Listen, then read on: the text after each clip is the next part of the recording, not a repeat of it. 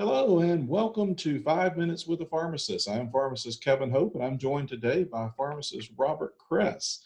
Dr. Kress, welcome to 5 Minutes with a Pharmacist. I was looking through your CV and I noticed you have your designation here as a functional pharmacist, and you do a number of continuing education programs with us here at freeCE. But let's start by the very basics, and that's what is a functional pharmacist?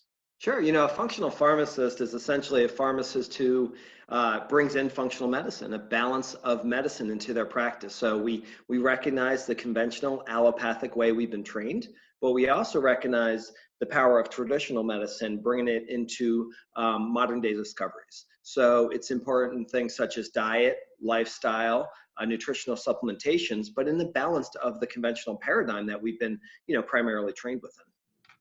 All right, perfect. Yeah. And Rob, you're a big figure in this kind of little niche in the profession, if you will.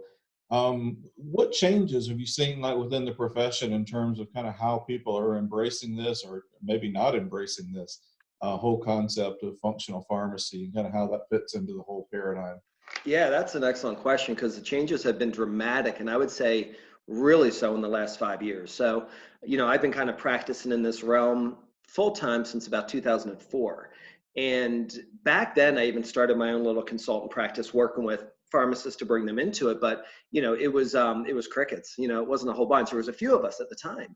And then I think what was kind of spurring it at the time was, okay, insurances are starting to clamor on us. We need to diversify. We need to have multiple streams of income. So, boy, nutrition and natural medicine looks like a possibility. And then we kind of started to segue, or maybe move over to this other thing of job satisfaction, because people, I think, a lot of times really want more one-on-one with people. They really want to be able to answer some questions that aren't being answered in some other ways, or maybe even answer what our clients and customers have been searching about on the internet and Google. So then it was like a satisfaction thing. And I think as time goes on, this is increasingly so, just with the change in fields of pharmacy. I mean, as well as I do, years ago, we could go where we want and find a job. Now we're kind of a dime a dozen. The market is changing, but at the same time, I'm seeing a strong interest in the realms of functional medicine, and even through, a larger governing body like the IFM, more pharmacists are getting into it. So from my point of view, it's just been really exciting, almost month by month, to see more interest come into it. All right, wonderful. And also, I always encourage our participants to log onto the website, type in your name in the search bar, just last Yeah. name Kress, Kress, and you'll see a number of programs that come up. But you have a very special program with us, and that's the series certification, and that's really for those pharmacists who really want to learn, kind of all there is to know, so to speak, about functional medicine. And you've developed kind of a stepwise process in doing that. So do you want to take a minute to tell us a little bit about that?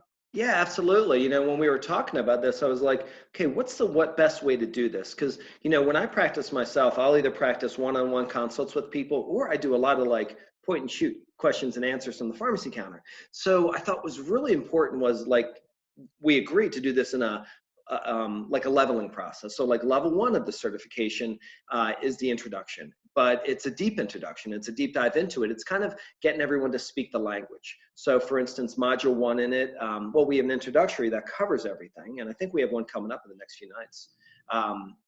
But the first one, so then we get into diet. So I like to call it lifestyle diet, because diet, food is not by itself. It's a lifestyle, we live around it. So I go across different indigenous diets throughout the world, things that have become popular, the primal paleo notion, Mediterranean, just bringing the science in so we can understand, because there's not one way of eating for everyone. And we got to understand that. And, we're not in support of fat or crash diets either.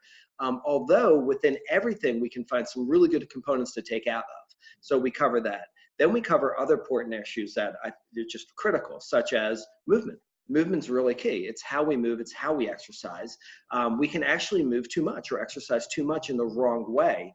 And one of the critical things is being too sedentary. I mean, research has shown just sitting 30 minutes at a time without getting up and moving will increase risk of all-cause mortality. So it's like 1 minute every 30 minutes. It's just something we need to do. And, there's a lot of people that might go to the gym an hour in the morning, but then they just sit at their cubicle all day. And, this is just excellent information that we can share with our public and our community.